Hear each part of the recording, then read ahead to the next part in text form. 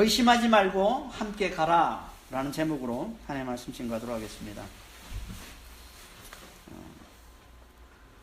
우린 최초의 이방인 가족인 이 고넬료 가족의 회심 사건에 대해서 계속 지금 살펴보고 있는 중입니다. 백부장 고넬료에게 나타나서 요바에 있는 베드로를 불러오라고 말씀하신 하나님은 베드로에게도 똑같이 나타나셔서 환상을 보여주셨다라고 했습니다. 그 환상이 뭐였습니까? 하늘로부터 각종 짐승이 담긴 큰 보자기 같은 그릇이 내려오고는 음성이 들려오는데 베드로에게 그 짐승들을 다 잡아먹어라 라고 하고, 그리고 베드로가 그 음성을 듣고는 그럴 수 없다, 나는 지금까지 부정한 음식을 절대 먹지 않았다 라고 항변을 하자 또다시 음성이 들려와서 뭐라고 합니까? 하나님이 깨끗하게 하신 걸 부정하다고 하지 말라 라고 합니다. 이게 이제 베드로가 본 환상인 거죠. 이걸 이제 3번 반복해서 베드로가 환상을 보게 됩니다. 그러니까 이 대화를 모든 짐을 다 잡아먹으라, 그럴 수 없습니다, 한 번도 부정한 음성을 먹지 않았습니다, 하나님이 깨끗한 것을 부정하다고 하지 마라, 이 대화를 3번 반복해서 지금 베드로에게 보여준 거예요. 그리고는 이제 그릇이 하늘로 올라가더라는 겁니다. 그 그릇이. 이 환상을 본 베드로의 마음이 어땠을까요? 베드로는 태어나면서부터 유대인으로 살았던, 그러니까 뼛속까지 이 유대인의 이 율법과 이 전통에 사로잡혀 살았던 사람, 늘 그걸 지키며 살아왔던 사람이죠, 베드로는.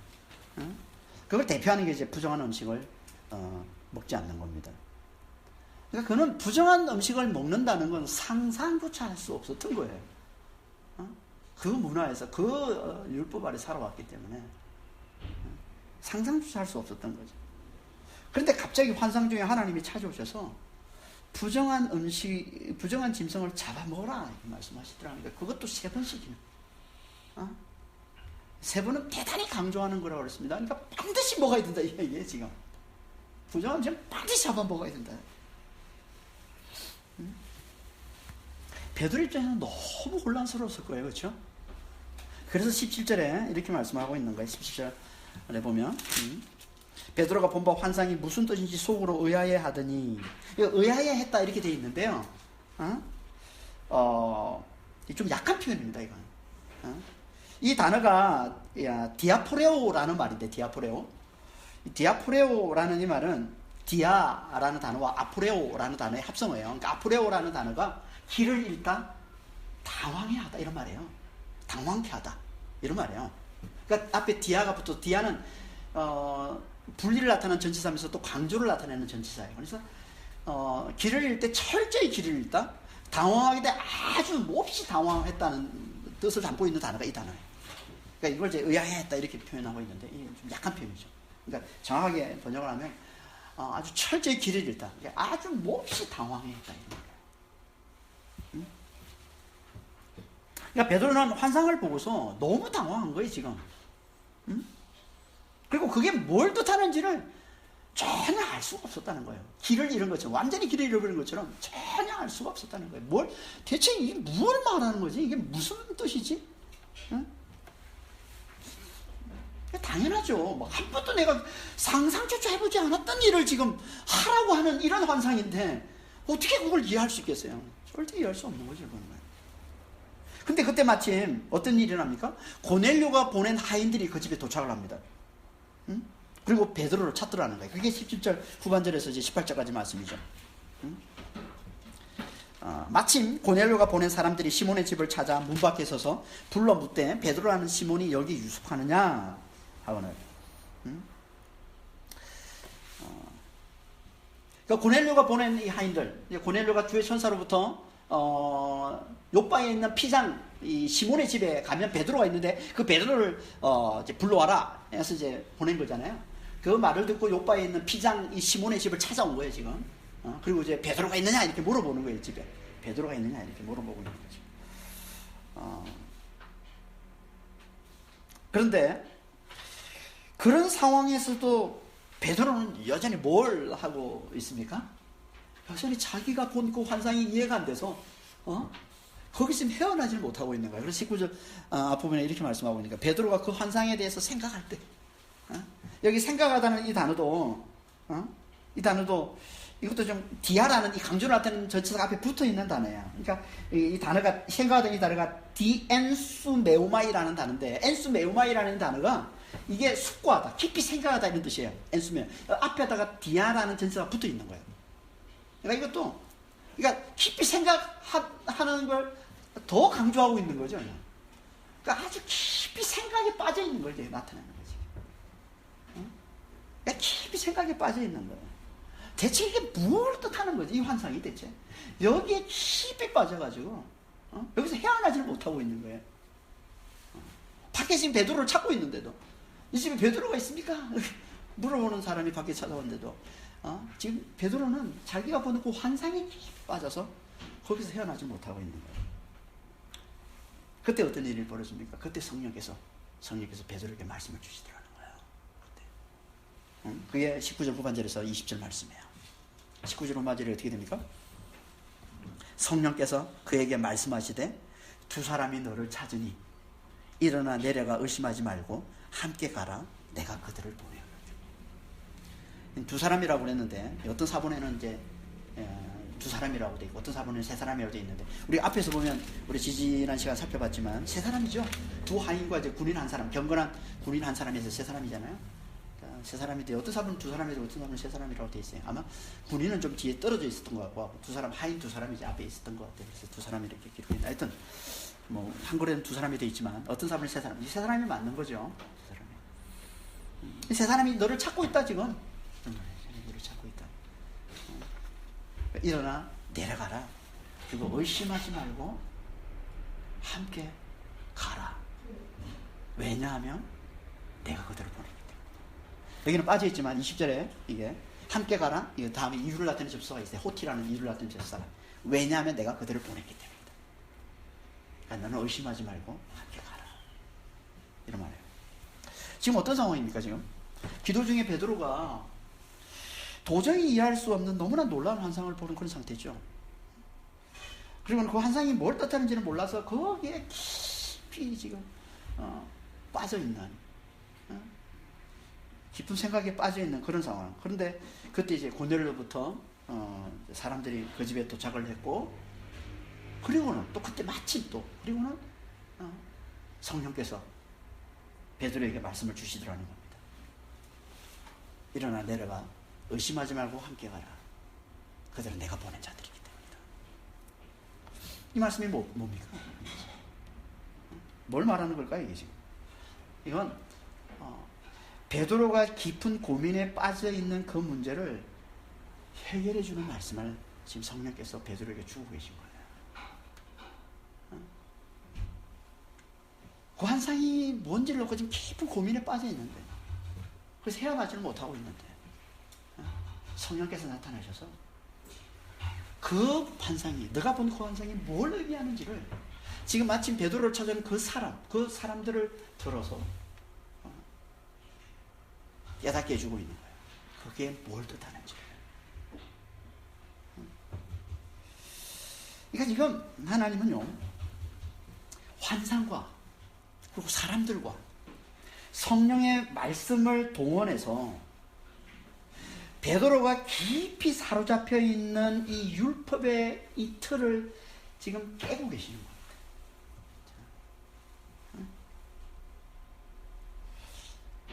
베드로는 누구라고 했습니까? 교회를 대표하는 자라고 했습니다. 그러니까 그리스도의 사명, 땅끝까지 복음을 증거하는 이 사명을 감당해야 될 자, 교회를 대표해서. 그래서 그를 시작으로 이제 교회가 그 일을 감당해야 되는데, 감당해야 될, 이 사명을 감당해야 될 그에게 이 사명을 감당하지 못하도록 아주 단단히 막고 있는 이 견고한 진, 이 율법의 틀, 이걸 지금 하나님께서 놀라운 섭리로 이걸 깨뜨리시고 그에게 진리를 지금 확실히 깨워주시고 계시고, 하나님의 놀라운 섭리. 이 지금 하나님께서 모든 걸 지금 이 베드로를 깨뜨리기 위해서 작업하고 계시는 게 우리가 보이죠 지금. 먼저 고넬료에게 하나님께서 환상 가운데 찾아오세요. 그리고 찾아와서 베드로를 불러라. 그리고 고넬료가 보는 그 사람들이 베드로에게 도착할 쯤 돼가지고 하나님께서 베드로에게 기도하는 시간에 맞춰서 기도하러 올라가는데 그 베드로에게 하나님께서 환상을 보여주시는 거예요. 도저히 이해할 수 없는 환상을 보여주시는 거예요. 감당할 수 없는 환상을 보여주세요. 그것 때문에 막 고민하고 있는데 거기에 마침 이제 그때 고넬료가 보낸 사람들이 그 집에 도착을 하고 있고 성령께서 그걸 들어서 성령께서 그 베드로에게 진리를 확실히 깨우치죠. 그 율법의 틀을 확실히 깨뜨리고 진리를 확실히 깨우치죠. 그러니까 지금 한 사람을 이 베드로 한 사람을 하나님께서 변화시키기 위해서 지금 하나님이 일하고 계신 게 너무너무 잘 보이고 있는 거지. 곧대. 하나님은요 놀라운 섭리 가운데서 우리의 삶을 개입하시고 우리의 삶을 이끌어 가시고 우리를 변화시켜 주시고 우리의 삶을 인도해 주신다는 겁니다. 하나님 놀라운 섭리. 그걸 이 베드로를 통해서 하나님께서 너무 분명하게 지금 보여주고 계시는 거예요.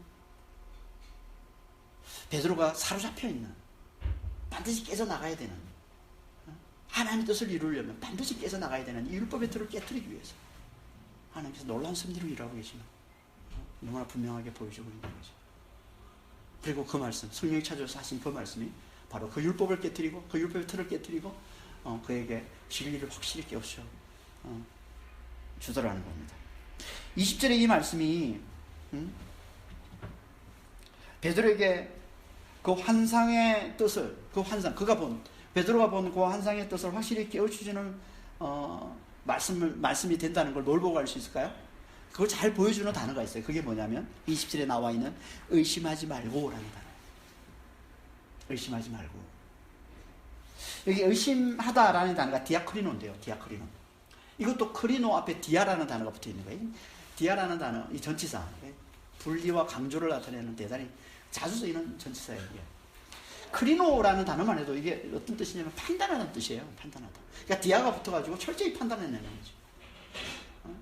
그래서 이 디아크리노는 주로 어떤 의미로 많이 쓰이냐면 분리하다. 분리하다. 철저히 분리해내다. 그리고 구별하다. 판단하다. 이런 뜻으로 쓰이는 단어예요, 이게. 디아크리노가. 근데 이게 확대돼서 의심하다는 뜻도 가지게 된 겁니다. 그러니까 의심이 뭐라는 거예요, 의심이. 의심은 나와 같은 생각을 가지고 있지 않은 것으로 분리해내는 거 의심인 거예요. 나와 같은 사람이라고 나와 같은 사람이 아니라고 분리해내는 거, 판단해내는 거. 이게 의심인 거죠.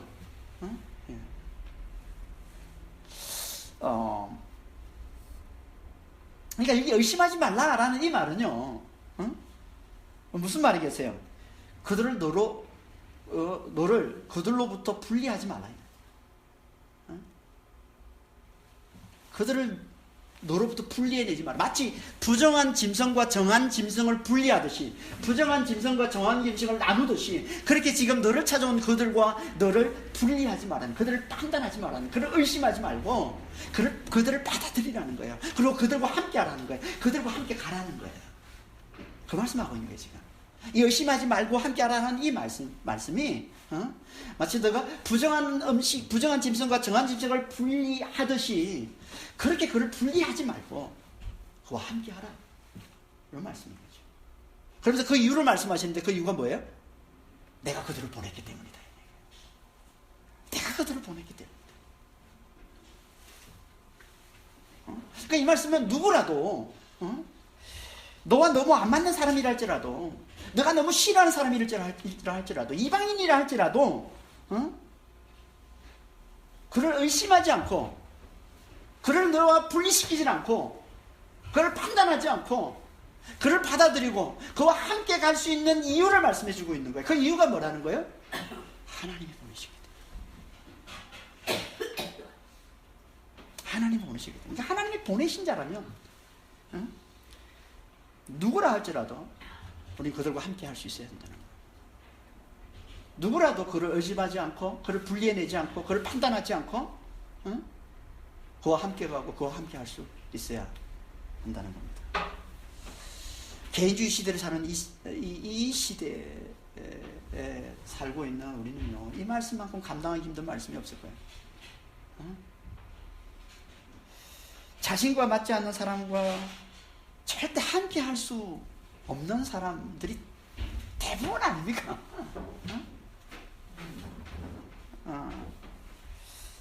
심지어 부부간에도 자신과 맞지 않는다고 쉽게 헤어지고 이혼하는 그런 시대가 지금 이 시대잖아요. 그러니까 개인주의가 너무 팽배해져 있어가지고 자기와 함께 맞지 않는 사람하고는 절대 함께 할 수 없는 그런 어떤 문화, 우리는 다 그런 문화에 빠져 살고 있는 거예요 지금. 이게 개인주의 시대예요. 개인주의 시대.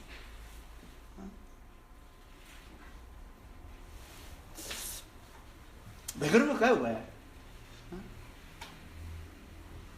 왜 우리는 우리가 맞지 않는 사람들과 절대 함께 하지? 이걸 대단히 너무너무 이걸 중요하게 여기죠. 맞지 않으면 절대 함께 할 수 없어. 이걸 우리가 너무 중요하게 여기잖아요. 왜 그렇습니까? 그건요,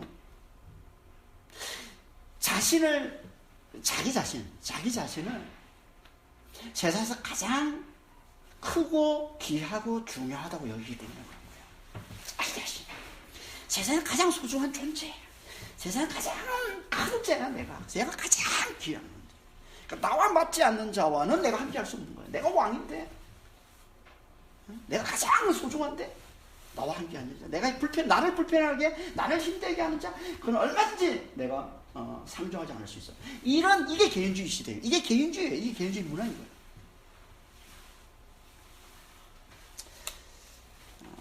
그런 우리에게 지금 하나님께서 뭐라고 말씀하세요? 하나님이 보내신 자라면 누구든 의심하지 말고 판단하지 말고 분리해내지 말고 함께 하라고 말씀하고 있는 거죠. 누가 이걸 감당합니까? 누가 이걸 감당합니까? 누가 이걸 감당할 수 있겠어요? 이건 오직 하나님이 자기 인생에서 가장 크신 분으로 알아보는 자가 감당. 하나님이 자기 인생에서 가장 귀하신 분으로 알아보는 자, 하나님이 자기 인생에서 가장 소중한 분으로 알아보는 자만이 감당하시는 거예요. 내가 모르기 때문에 의심하지 말고, 내가 모르기 때문에 미워하지 말고, 내가 모르기 때문에 분리해내지 말고, 판단하지 말고, 그와 함께 하라고, 그와 같이 가라는 이 말씀을 누가 감당할 수 있겠어요? 하나님을 가장 크신 분으로 알아보는 자만 감당할 수 있는 거예요.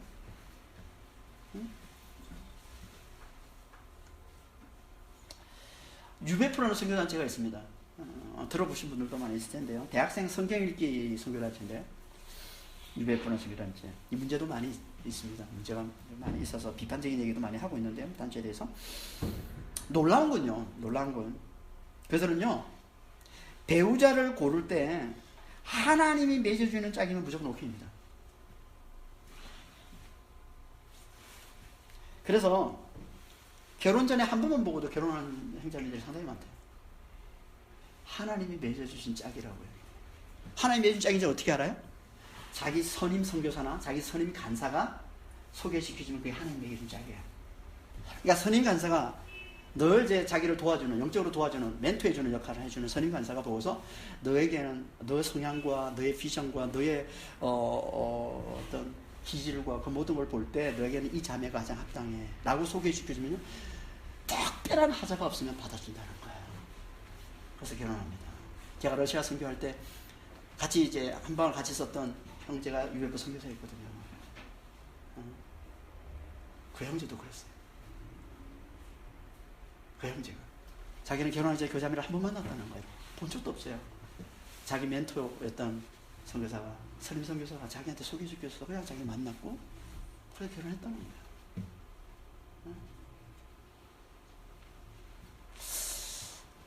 저는 이게 너무 지나치다고 생각하기 때문에 좀 비판적인 저는 입장인데 뭐 비판적인 생각을 하시는 분이 많이 있습니다.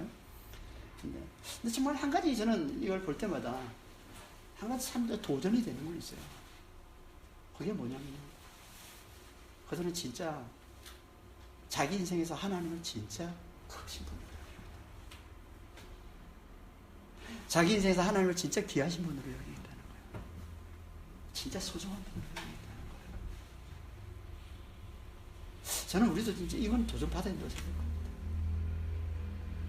우리는 우리 인생에서 하나님을 어떻게 여기고 계십니까? 진짜 여러분 인생에서 하나님 진짜 크신 분으로 여기 계시나요? 진짜 여러분에서 가장 소중한 분으로 여기 계세요? 가장 귀하신 분으로 여기 계십니다. 그들이 감당할 수 있는 말씀이 말씀이에요. 내가 보냈기 때문에 의심하지 마라. 내가 보냈기 때문에 분리해내지 마라. 내가 보냈기 때문에 판단하지 말고 함께 가라. 베드로는요, 하나님을 크신 분으로 여겼던 거예요. 베드로는. 그래서 그런 성령이 주시는 이 말씀을 듣고서 진리를 깨닫고 이 말씀대로 행동을 합니다.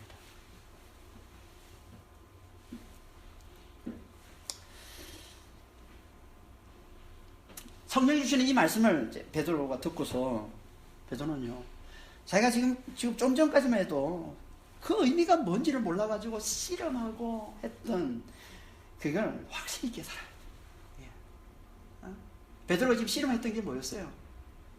갑자기 하늘에서 보자기가 내려오더니 그 속에 모든 짐승, 각종 짐승이 다 있는데 그걸 다 잡아 먹으라는 거죠. 자기는 지금 한 번도 부정함식을 먹어본 적이 없는데, 부정함식을 먹어본 적이 없어서 절대 그럴 수 없습니다라고 얘기해도 내가 깨끗하게 했으니까 다 잡아먹어라. 다 잡아먹어라. 도저히 받아들일 수 없는, 도저히 감당할 수 없는 너무나 어려운 과제, 어려운 숙제. 근데 그걸 지금 실험하고 있는데, 지금 성령께서 주시는 이 말씀을 듣고는 깨달은 거예요. 이게 내가 본 환상이 이게 하나님이 보내신 자라면 누구라도, 이방인이라도 그들을 분리하지 말라는 얘기구나. 그들을 판단하지 말라는 얘기구나. 그들을 멀리하지 말라는 얘기구나. 그들을 받아들이라는 얘기구나. 그들과 함께 하라는 얘기구나. 이걸 깨달은 거예요.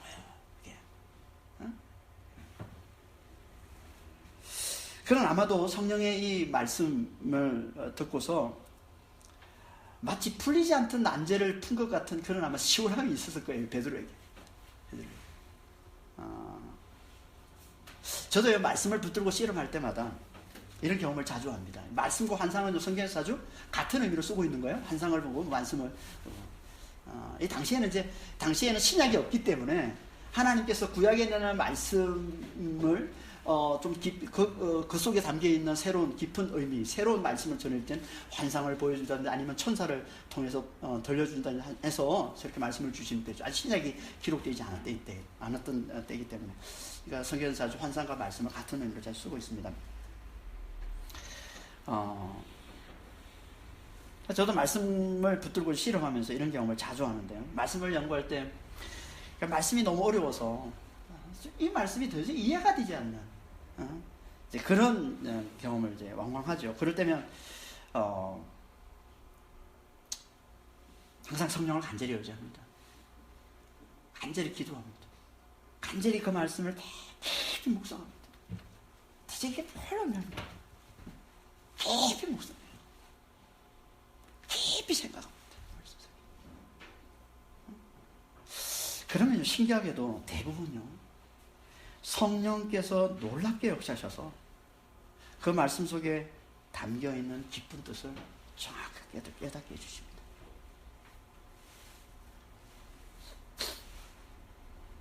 저는요, 말씀뿐만 아니라 우리 인생의 어떤 난제라도 성령을 간절히 의지하면 반드시 그 해답을 주신다고 믿습니다. 말씀, 이해하지 못하는 말씀뿐만 아니라 우리 인생의 어떤 난제라도 성령을 간절히 의지하면 성령께서 반드시 해답을 주십니다. 저는 제가 이 말씀, 이해되지 않는 이 말씀을 붙들고 씨름할 때마다, 그리고 간절히 기도하고 성령 간절히 의지하면서 간절히 묵상하면서 간절히 기도하면서 그래서 씨름해서 성령께서 깨닫게 해주시는 걸 경험하면서 저는 이 확신을 가지게 돼요. 도저히 풀리지 않을 것 같은 그게 성령께서 역사하셔서 풀어지는 경우를 너무 많이 합니다.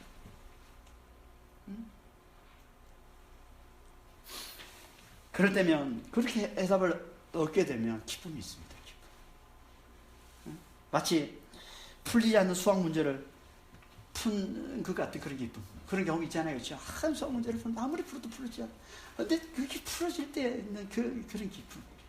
아니, 그보다 훨씬 그 기쁨이 있어요. 말씀이 이해되지 않는 말씀이 이해가 되는 거죠. 그보다 훨씬 더 큰 기쁨이 있어요. 아니, 세상에서 가장 중요한 게 뭐예요? 하나님의 뜻을 하나님의 말씀, 진리를 깨닫는 거잖아요. 도저히 이해되지 않는 그런 상황에서 진리를 깨닫게 되면요, 그 기쁨은 진짜 어떤 것보다 비교될 수 없는 그런 기쁨을 경험하게 됩니다. 베드로도요, 분명히 이 기쁨을 느꼈습니다. 그래서 그는 이 성령의 이 말씀을 듣고는요, 바로 내려가서 그들이 이방인임에도 불구하고 그들이 이방인인 것을 알면서도 그들을 흔쾌히 자기와 함께 유숙하게 허락을 해줍니다. 그게 21절에서 23절까지 말씀. 21절 보겠습니다. 베드로가 내려가서 그 사람들을 보고 이르되 내가 곧 너희가 찾는 사람인데 너희가 무슨 일로 왔느냐? 22절에 그들이 대답하되 백부장 고넬료는 의인이요 하나님을 경외하는 사람이라 유대 온 족속이 칭찬하더니 그가 거룩한 천사의 지시를 받아 당신을 그 집으로 청하여 말을 들으려 하느니라.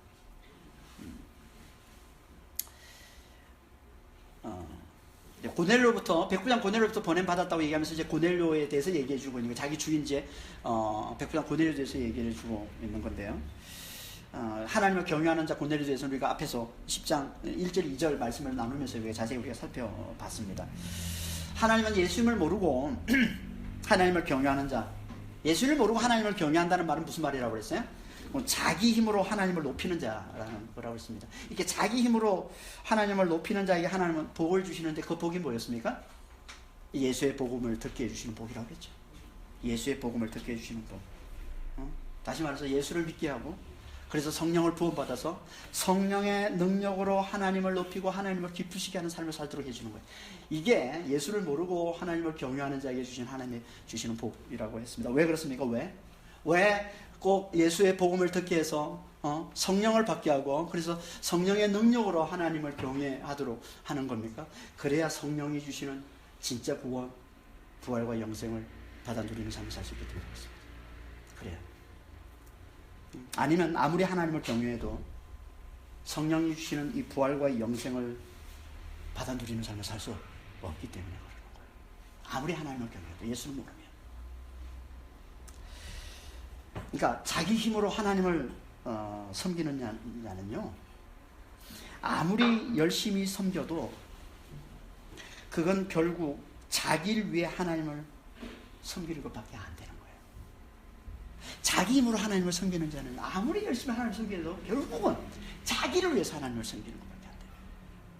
자기를 위해서 하나님을 섬기는 건 자기 영광을 위해서 하나님을 섬기는 거예요. 절대 하나님의 영광이 되지를 않아요.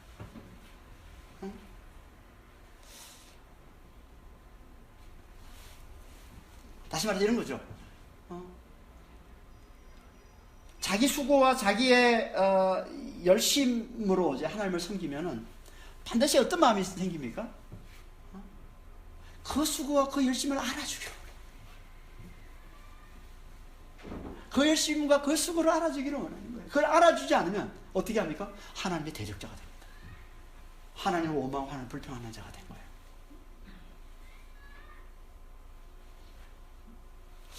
그 좋은 비유가 이제 마태복음 1장에 나오는 뭐예요?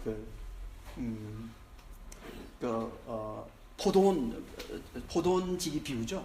새벽 6시에 포도원 주인이 와서 이제 품꾼을 고용하는데 6시에 나온 사람이 있고 9시에 나온 사람이 있고 12시에 나온 사람이 있고 5시에 나온 사람이 있는데 5시에 나와서 1시간 일하고서 받는 품상과 새벽 6시에 나와서 아니 하루 종일 땡볕 가운데서 고생하면서 일했던 사람이 품상이 똑같으니까 뭐라고 그래요? 아침 6시에도 고용만 해줘도 반갑고 기뻐하고 막 은혜를 베풀어서 감사합니다 그랬던 자가 5시에 나와서 1시간 일하고서 자기가 똑같은 품상을 받으니까 뭐라고? 당장 주인을 욕하고 비난하고 주인에게 원망을 터뜨리죠. 그런 것 같아요. 그 비유를 하는 거예요 지금. 우리는 다 다르다. 하나님 우리를 보시는 거 우리가 서로를 보는 건 달라요. 5-에 나온 사람은 병든 자예요. 연약한 자예요. 너무나 힘들어서 너무나 연약한 자를 누구도 써주지 않는 자예요. 그러니까 버림받은 자예요. 하나님이 긍휼이 많으셔서 그런 자를 하나님이 택하셔서 축복해 주시는 건데 아침 6시에 나온 사람은 그걸 모르는 거지요. 그런 것들을. 그런 걸 생각 안 하는 거예요. 왜 내 수고를 안 알아주냐 이거죠. 반드시 하나님 판단하고 하나님 원망하고 하나님 대적하게 되어 있다는 겁니다. 그걸 얘기하는 겁니다. 이걸 자기 공로로 구원의 일이라고 하면 공로주의라고 그러는 거예요. 율법주의와 같은 말이에요. 공로주의, 율법주의. 자기 공로로 구원의 일이라고 하는 거예요. 절대 하나님 영광은 자기 영광이죠. 자기 영광. 그러니까 그건 결국 자기를 높이는 것이기 때문에 그게 구원이 있어.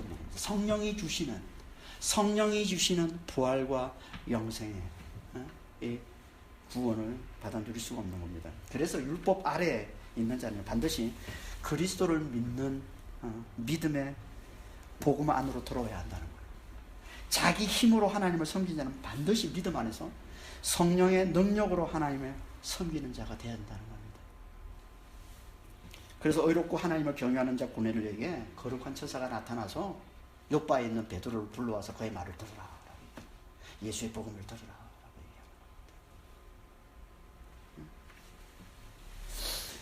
백부장 고넬료의 종들로부터 이 말을 듣고는 베드로가 어떻게 반응합니까? 그들이 이방인인 것을 알고도 당연히 이방인인 줄 알겠죠. 백부장 고넬료로부터 원행 받은 자, 그들이 백부장 고넬료 하인인 걸 아는 거예요. 백부장 고넬료가 백부장이 로마 군인인데 이방인 중에 이방인이라고 그랬죠. 백부장은 당연히 그 밑에서 일하고 있는 하인도 당연히 이방인일 것이고, 그리고 군인 한 사람이 같이 왔는데 그 군인은요 이탈리아 출신이라고 그랬죠. 당연히 이방인인 거죠. 이방인인 것을 알고도 그들을 흔쾌히 불러들여서 자기와 함께 유식하게 하더라는 거예요. 23절 앞부분입니다. 베드로가 불러들여 유숙하게 하니라. 유숙하게 하다는 것은 숙박을 제공하는 거예요. 이방인들에게 숙박을 제공하는 건요, 그들과 친밀한 관계를 맺는 겁니다. 그들과 가까이 지내는 거예요. 유대사회에서는 그건요 유대인들에게는 위법인 거예요. 유대의 관례를 깨는 겁니다. 유대인의 전통을 깨는 겁니다. 유대인들의 율법을 깨는 행위인 겁니다. 그래서 28절에 이렇게 말씀하고 있는 거예요. 우리 다음 주에 살펴보겠지만 28절에 이르되 유대인으로서 이방인과 교제하며 가까이 하는 것이 위법인 줄은 너희도 알거니와 하나님께서 내게 지시하사 아무도 속되다 하거나 깨끗하지 않다 하지 말라 하시기로.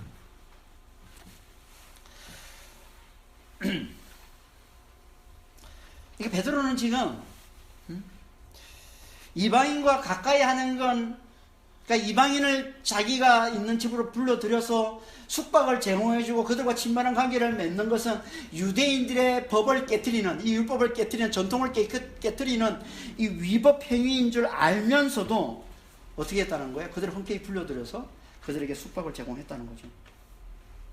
근데 그 이유를 뭐라고 얘기합니까? 하나님께서 말씀하시기를 아무도 속되다 하지 말라 말씀하셨기 때문에 그렇다는 거예요. 그러니까 이 말씀은 지난주 살펴봤던 16절 말씀과 오늘 우리가 살펴보는 20절 말씀을 합쳐서 말씀하고 있는 거예요. 지금 16절에서는 부정한 음식을 먹지 말라, 부정한 음식, 하나님이 깨끗하게 하신 부정한 음식을 부정하다라고 하지 말라라고 말씀하신 거죠. 오늘 그걸 성령께서 다시 나타나셔서 풀어주신 거죠. 다시 새롭게 진리를 깨우쳐주신 거죠. 하나님이 보내셨기 때문에, 하나님이 보내신 자는 의심하지 말고 분리하지 말고 판단하지 말고 함께 가라 라고 하나님 말씀하시는데 이걸 깨달은 거예요, 베드로. 그래서 하나님이 보내신 자는 누구라도 하나님이 깨끗이 않다, 색되다 하지 말라고 말씀하셨기 때문에 내가 지금 너희와 함께 하는 것이다. 내가 이방인들 지금 이방인과 친밀한 교제를 나누는 것이다 라고 얘기하고 있는 거예요. 그러니까 베드로는 환상을 보고 또 그 환상의 뜻을, 자기가 본 그 환상의 뜻을 성령의 말씀을 통해서 확실히 깨닫게 되자 좀 전까지만 해도 너무나 당황스럽고 그 환상으로 인해서 너무나 당황하고 불편해하고 힘들어하고 도저히 감당할 수 없어서 너무나 괴로워했던 그 문제가 한순간에 내려놔지더라는 거예요. 지금 절대 넘지 못할 것 같은 율법의 장벽을 허물더라는 거예요. 그걸 가볍게 뛰어넘더라는 거예요. 지금 베드로가. 이게 성령이 확실히 깨우쳐 주시는 진리의 힘입니다. 이는 우리 삶에서도요, 그대로 일어나는 일들이에요.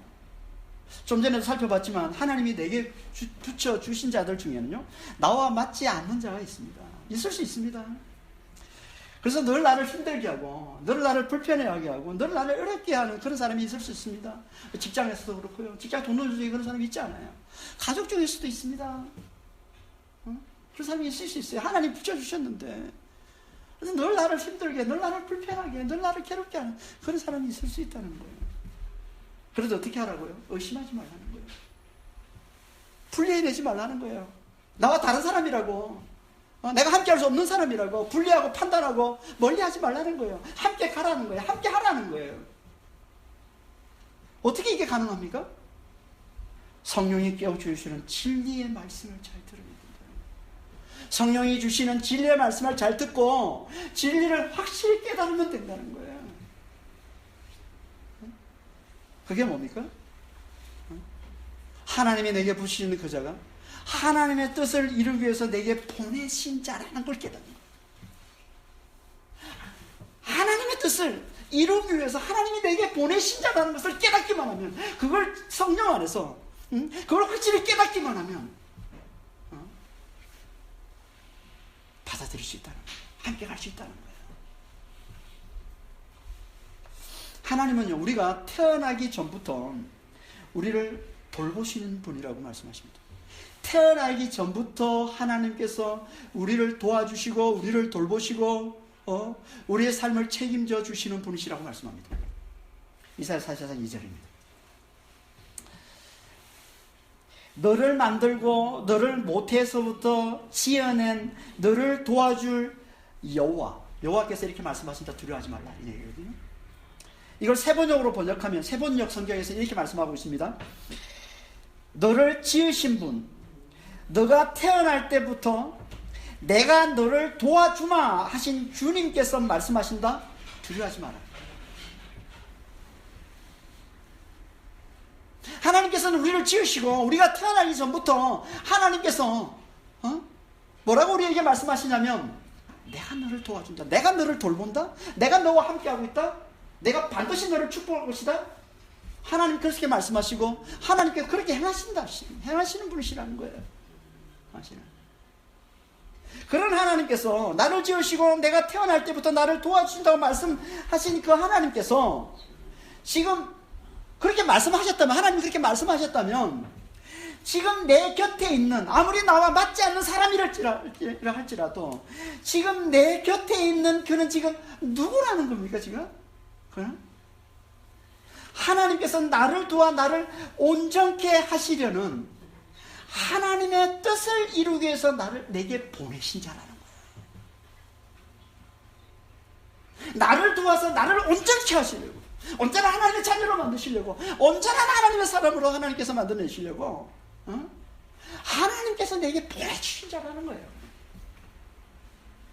성령을 통해서 이 말씀을 듣고, 여러분, 그래서 말씀을 듣는 게, 말씀을 우리가 자주 보는 게 너무너무 중요해요. 여러분, 우리가 말씀을 알고 있으면요, 이런 말씀들이 하나님 성령께서 우리에게 붙들게 하셔서 우리를, 이 말씀이 붙들리게 하는 거예요. 이 말씀이 붙들리게 하는 거예요, 성령께서.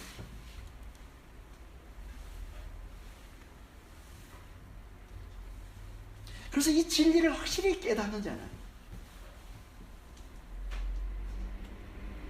이 진리를 하나님께서 이 사람을 들어서 나를 더 축복하시려고, 이 사람을 들어서 하나님께서 나를 더 높이시려고 하나님께서 나에게 보내신 자라는 이 진리를 내가 확실히 깨닫게 되면, 성령께서 주시는 이 확실한 깨달음이 있으면 우리는 그걸 의심하지 않게 된다는 거예요. 우리는 그걸 분리내지 않는다는 거예요. 그걸 판단하지 않는다는 거예요. 그걸 멀리하지 않는다는 거예요. 그와 함께 갈 수 있다는 거예요. 그를 견디며 그를 통해서 하나님이 이루시고자 하는 하나님의 그 뜻을 이뤄내는 삶을 잘 살아갈 수 있다는 겁니다. 이게 성령이 주시는 말씀의 힘이에요. 이게 성령께서 확실히 깨우쳐 주시는 진리의 힘인 겁니다. 여러분, 사람에게만 적용되는 거 아니에요. 이건요, 세상에서 우리가 겪는 사건이나 사고에도 똑같이 적용되는 겁니다.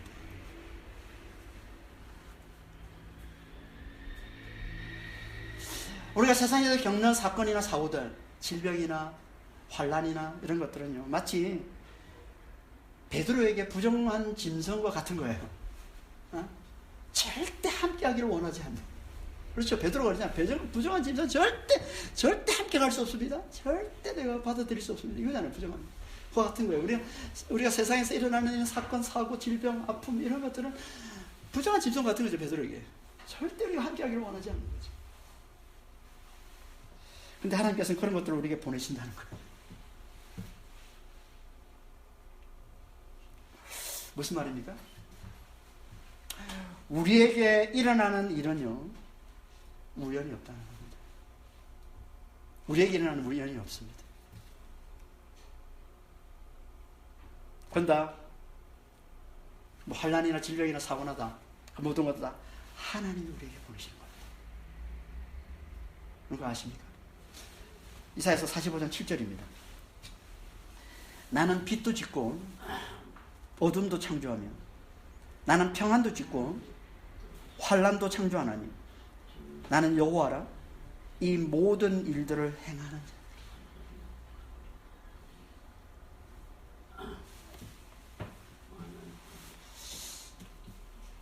이 모든 일들을 하나님이 행하시는 거예요. 만일 우리 삶 가운데 그게 주어진다면, 하나님 백성이 하나님 믿는데도 내가 하나님을 믿고 있는데 우리 삶 가운데 그렇게 주어진다면 그건 뭐라는 거야? 하나님 보내신 거라는 거죠. 그러니까 그런 것들이 와도 의심하지 말라는 거예요. 그런 것들이 와도 분리해내지 말라는 거예요. 나랑 맞지 않는 거라고, 나와 상관없는 거라고, 이게 내게 아닌 거라고 분리해내지 말라는 거예요. 이 말은 건 뭐예요? 그런 것들을 위해서 크게 분노하고 낙심해하고 좌절해하고 원망하고 불평하고 그러지 말라는 거예요.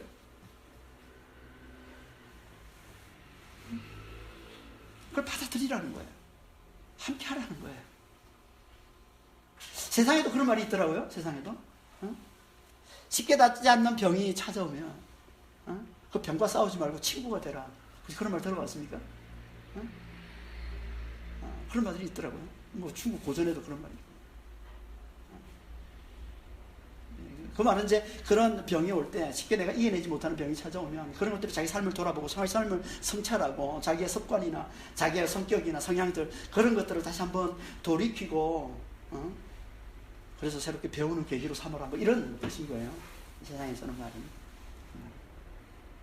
이게 비슷한 말인 거죠. 비슷한 말. 함께 가라는 거예요. 그렇죠. 좀 함께 가라.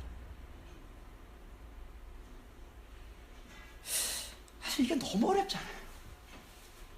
너무 어렵지 않습니까? 이게? 환란이 왔는데, 질병이 왔는데, 사고가 왔는데, 그걸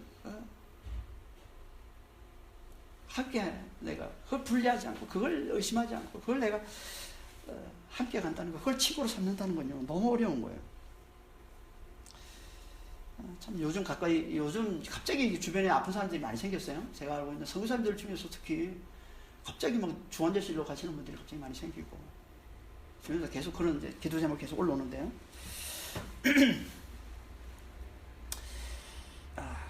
그런 분들이 막 이 고통스러운 질병과 막 싸우는 걸 보고 있으면 이런 얘기는 진짜 말이 안 되는 거죠. 그거 보고 있으면 너무 사치스러운 얘기예요. 친구가 되라, 함께 가라. 어떻게 그런 얘기를 합니까? 근데 하나님께서는 그런 것들도 하나님께서 우리에게 보내셨다는 거죠. 그러니 의심하지 말라고 말씀하시는 거예요. 그냥 분리하지 말고 판단하지 말라고 말씀하십니다. 어떻게 그럴 수 있어요? 어떻게? 성령께서 깨우쳐 주시는 진리의 말씀을 잘 들으면 됩니다. 성령이 들려주시는 말씀들, 이사야서 44장 2절 말씀, 이사야서 45장 7절 말씀, 이 말씀을 잘 듣고서, 그리고 신약에서 로마서 8장 28절, 우리가 너무나 잘 아는 말씀, 스크린에 올리지는 않았지만 우리가 잘 아는 말씀이죠. 하나님이 사랑하시는 자, 그 뜻대로 부르심을 받은 자들에게는 뭐예요? 모든 것이 합력하여 선을 이루는 거예요. 이런 말씀드려요. 이런 말씀을 듣고서 이런 것들은 다, 이 사고, 이 환난, 이 어려움, 이런 것들은 다 우리를 하나님께서 우리를 돕기 위해, 하나님께서 우리에게 더 온전한 진리를 깨우쳐 주시기 위해, 다시 말해서 이 세상의 다가 아니라고.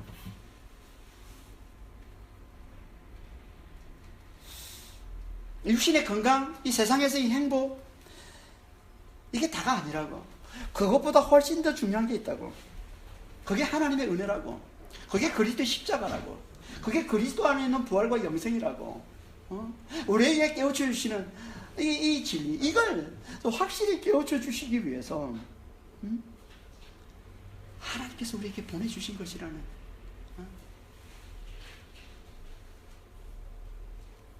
이 진리를 우리가 확실히 깨닫기만 하면, 성령께서 주시는, 들려주시는 이 진리의 말씀을 통해서, 이런 말씀들을 통해서 이 진리만 우리가 확실히 깨닫기만 한다면 우리는 이겨낼 수 있다는 거예요. 우리는 의심하지 않고, 그것들을 의심하지 않고, 그것들을 분리해내지 않고, 그것들을 판단하지 않고, 그것들을 싸우지 않고, 그 앞에 좌절하고, 그 앞에 낙심하고, 그걸 원망을 터뜨려내고 불평을 터뜨리지 않고 함께 갈 수 있다는 거예요. 그걸 받아들일 수 있다는 거예요. 그리고 그걸 통해서 하나님의 뜻을 이뤄내는 삶을 살 수 있다는 거예요. 그걸 견뎌내면서 하나님의 뜻을 이뤄내는 삶을 살 수 있다는 거예요. 이게 성령이 확실히 깨우쳐주시는 진리의 힘이라는 겁니다. 우리 머리로 우리가 깨닫는 걸 얘기하는 게 아니에요. 우리 머리로 우리가 깨닫는, 우리 힘으로 우리가 깨닫는, 그거 가지고는 이걸 이겨낼 수 없어요. 성령이 깨우쳐주시는 진리의 힘으로만 깨닫는 겁니다. 성령이 깨우쳐주시는 건 우리 중심에서, 우리의 깊은 곳, 우리 가장 깊은 곳, 우리 중심에서, 우리의 머리와 우리의 가슴 속 가장 깊은 곳에서 성령께서 이걸 깨우쳐주시면 우리 이겨냅니다. 이겨냅니다. 이게 성령께서 깨우쳐주시는 거란 말이에요. 깨우쳐주시는 진리예요. 말씀을 통해서, 진리의 말씀을 하나님 그걸 깨우쳐주십니다. 그게 안 되면 환상을 보내주시라도 하나님 깨우쳐주시는 거예요. 베드로에게 하신 것처럼, 베드로가 말씀을 듣고는 깨닫지 못하는 걸 알고서 환상을 먼저 보내주시고, 그 환상과 씨름하는 가운데 성령께서 또 말씀을 통해서 보내주시기 때문에 베드로가 그걸 깨닫는 것처럼, 하나님께서 그렇게, 성령께서는 그렇게 우리에게 진리를 깨우쳐주시는 겁니다. 제가 단톡에 올렸던 그 간증처럼, 읽어보셨나요, 그 간증? 꼭 한번 읽어보시기 바랍니다.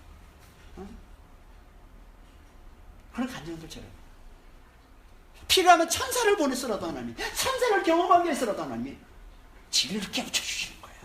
그런 변화되는 거예요. 그렇게 변화되지 않던 그 아들이, 그렇게 두들겨 맞아도, 아버지한테 그렇게 두들겨 맞아도 변화되지 않던 그 아들이 기도하고, 아버지와 기도하면서, 세시간 동안 기도하면서 세시간 만에 봤던 그 천사를 경험하니까 깨져나가고 변화되는 거예요. 삶이 변화되는 거예요. 이 성령께서 깨우쳐주시는 진리의 힘인 겁니다. 여러분, 우리 삶에 성령이 역사하셔서 성령이 깨우쳐주시는 이 진리의 힘을 얻는 게 이게 얼마나 중요한지 몰라요. 여러분, 이게 있어야 돼요. 이걸 우리가 세상을 이겨내는 겁니다. 이게 있어야, 성령이 깨우쳐주시는 이 진리의 힘이 있어야. 어떻게 이 성령이 깨우치는 이 진리의 힘을 우리가 어떻게 얻습니까? 성령을 간절히 의지해요. 성령을 간절히 의지해요. 그 다른 말로 뭐예요? 기도하는 겁니다. 기도할 때 하나님께서 베드로에게 환상을 보여주시고, 그 환상을 보고서도 깨닫지를 못하니까, 그거 보고서도 계속 또 기도하니까 하나님께서 성령을 보내서 성령께서 말씀을 들려주셔서 진리를 깨우쳐 주시더라는 거예요.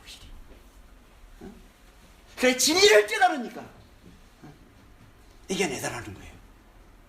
절대 감당하지 못할 것 같은 그 율법의 장벽을 넘더라는 거예요. 뛰어넘더라는 거예요. 그걸 허물더라는 거예요.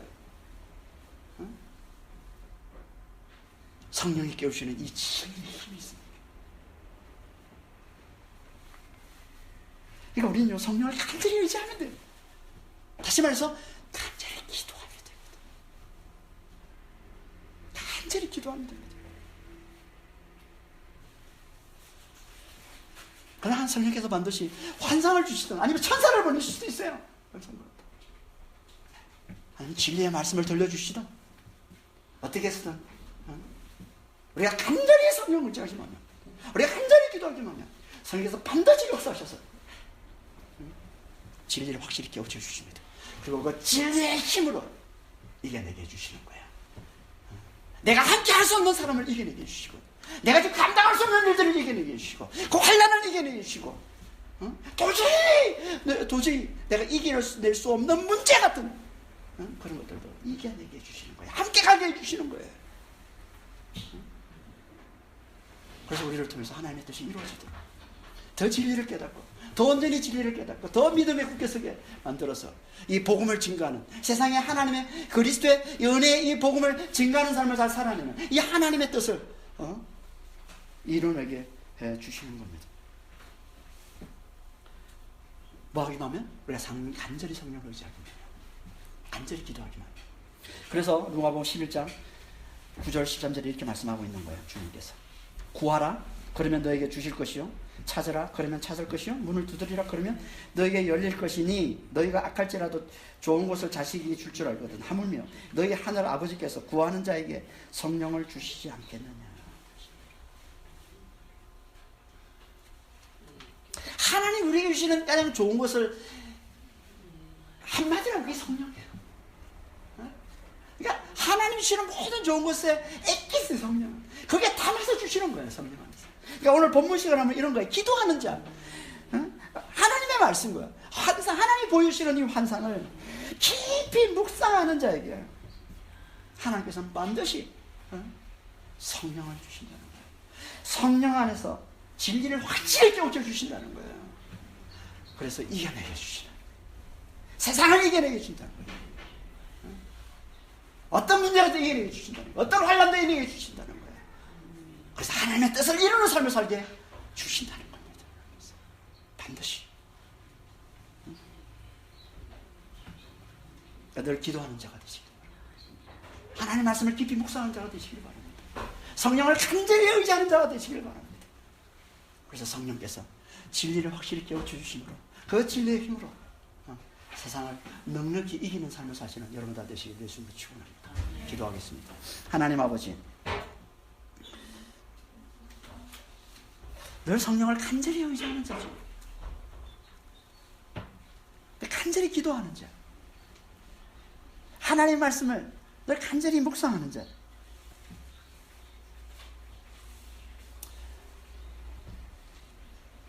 하나님, 이렇게 간절히 하나님을 찾는 자들에게 하나님께서 성령을 부어주셔서 진리를 확실히 깨우쳐 주십니다. 주여, 그 진리로 우리가 세상에서 싸우고 있는 모든 아버지와 싸움들을 넉넉히 이기게 해주신다고 말씀해 주시니 주님 감사합니다.